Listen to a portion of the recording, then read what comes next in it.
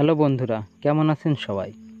আজ আমি হাজির হয়েছি মেশিনের সাহায্যে এমন কিছু বস্তু বানানো হয় যা আপনি কখনো দেখেননি। আজকের ভিডিওটি দারুণ ইন্টারেস্টিং হতে চলেছে। অবশ্যই পুরো ভিডিওটি দেখুন। তো আর দেরি কিসের, চলুন ভিডিওটি শুরু করি।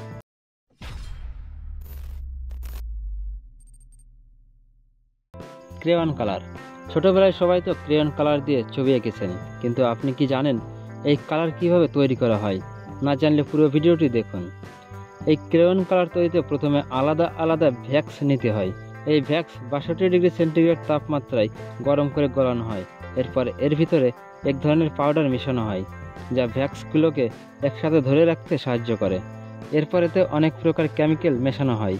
এরপর যে কালার তৈরি করা হবে সেই কালার যোগ করা হয়, যেমন লাল হলে লাল, সবুজ হলে সবুজ। এরপর লিকুইড ভ্যাক্স ঢালা হয় এবং 45 মিনিট মিক্সিং করা হয়। এরপর এই মিক্সারটিকে রোটারি মেশিনে ঢালা হয়, সেখানে ক্রেয়ন কালারের শেপ থাকে। এরপর এটাকে শুকানো হয় এবং এক্সট্রা ভ্যাক্সকে ব্লেড দিয়ে কেটে ফেলা হয়। এই রোটারি মেশিন একবারে 2000-এর বেশি ক্রেয়ন কালার তৈরি করতে পারে। একটি কোম্পানি প্রতি ঘন্টায় 30,000-এর বেশি ক্রেয়ন কালার তৈরি করে থাকে। কালারগুলোকে অন্য মেশিনে লোড করা হয় এবং কনভেয়ার বেল্টের মাধ্যমে সামনের দিকে পাঠিয়ে দেওয়া হয় লেবেল করার জন্য। অন্য একটা মেশিন প্রত্যেকটা কালারের পিছে আলাদা আলাদা লেবেল লাগিয়ে দেয়। লেবেল লাগানোর পর আলাদা আলাদা কালার পিসকে আলাদা আলাদা কন্টেইনারে ভর্তি করা হয়। নিচ দিয়ে যাওয়া কনভেয়ার বেল্টে প্রত্যেকটা আলাদা আলাদা কালার লোড করে। অবশেষে প্রত্যেকটা সেটকে প্যাকেট করা হয় এবং বাজারজাত করার জন্য পাঠিয়ে দেওয়া হয়। এভাবেই তৈরি হয়ে গেল ক্রেয়ন কালার। গরম কাপড় তৈরি। বন্ধুরা, শীতপ্রধান দেশে গরম কাপড় তৈরি করার জন্য কৃষকরা ভেড়ার চাষ করে। গরমকালে এদেরকে খাওয়ানো হয় এবং হালকা শীত শুরু হলেই ভেড়াগুলিকে ফ্যাক্টরিতে নেওয়া হয়। প্রথমে মেশিনের সাহায্যে ভেড়ার লোমগুলোকে সংগ্রহ করা হয়, কিন্তু এই কাজটি ট্রেনিংপ্রাপ্ত লোক দিয়েই করতে হয়, যাতে পশম সংগ্রহের সময় ভেড়াগুলি ইনজুর্ড না হয়। এবার এই পশমগুলোকে প্যাকেটজাত করে অন্য ফ্যাক্টরিতে পাঠানো হয়। এরপর পশমগুলোকে রঙের মধ্যে ডুবানো হয়। এরপর কম্বিং মেশিনের সাহায্যে এইগুলিকে ল্যাপ তৈরি করা হয়। এরপর এই মেশিনের সাহায্যে ল্যাপগুলোকে উলে পরিণত করা হয়। তারপর এইগুলোকে অন্য ফ্যাক্টরিতে পাঠানো হয়, সেখানে এই উলগুলো থেকে কাপড় তৈরি হয়। এরপর কোম্পানিগুলো তাদের ইচ্ছেমতো এই উলগুলো দিয়ে পোশাক তৈরি করে। আর এই পুরো প্রসেসটা কমপ্লিট হতে প্রায় 10 থেকে 12 দিনের মতো সময় লেগে যায়। কন্ডম। হ্যালো বন্ধুরা, আপনি এই বস্তুটি নিয়ে যতই মজা করে থাকেন, কিন্তু এই বস্তুটি আপনাকে বিভিন্ন রোগ থেকে রক্ষা করতে সাহায্য করে, যেমন এইডস, গনোরিয়া, এবং যে কোনো দেশের জনসংখ্যা নিয়ন্ত্রণে বড় ভূমিকা রাখে। এখন নিশ্চয়ই ভাবছেন এই কন্ডমটি কিভাবে তৈরি করা হয়। জানতে হলে ভিডিওটি মনোযোগ সহকারে শেষ পর্যন্ত দেখুন।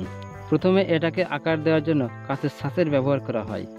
এবারে কাঁচের ছাঁচগুলোকে লিকুইড ল্যাটেক্সে ডুবানো হয় এবং এই ছাঁচগুলো লিকুইড ল্যাটেক্সের ভিতরে ঘুরতে থাকে, যাতে করে কাঁচের ছাঁচের পুরো বডিতে ল্যাটেক্স লেগে যায়।